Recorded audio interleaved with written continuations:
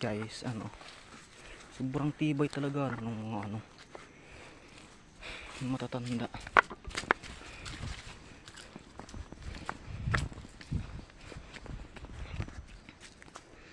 Yan o yung mga saging, mga pa nga dahil sa bagyo. Tarik ng daan guys.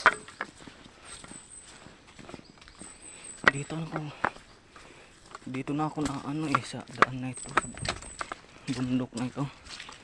Kumbaga sa hayop dito na ako naaangot, naaangot. Ba? Yung nalalahing na, kumbaga sa bunga nalalahing na.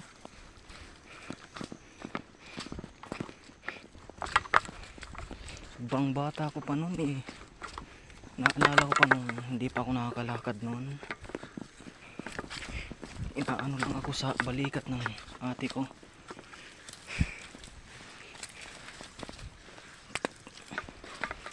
Tapos aakyat kami ng bundok. Tapos minsan aray ko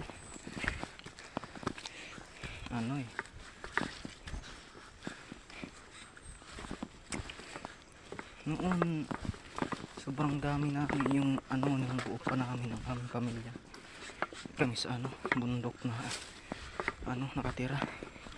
Hindi pa magulo yung mundo dati, wala pang giyera, wala pang pang mga taong masasama, ganoon.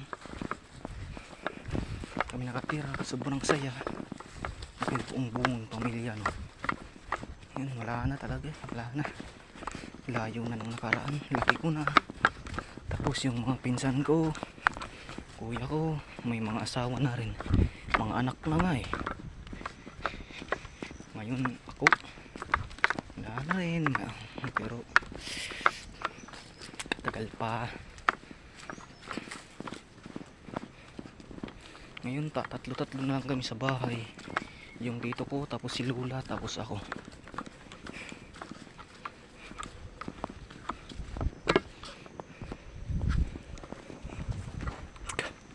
Dati guys, naalala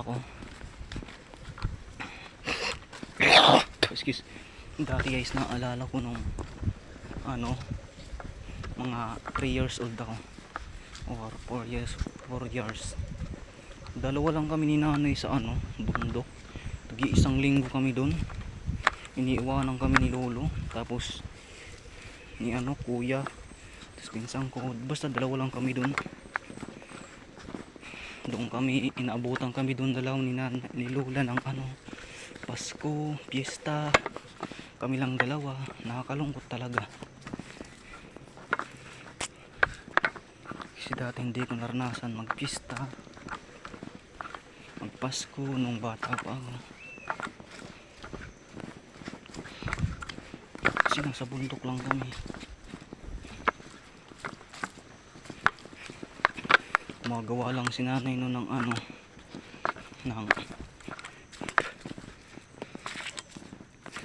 ng karanon, tapos yung badhuya,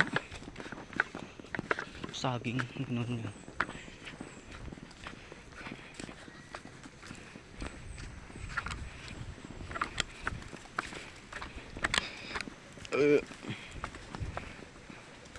Sayang talaga guys, wala akong pera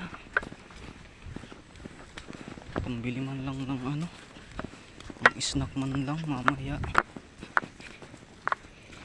Ay nako, pagod lang. Alam ko lang sana hindi na ako umakyat.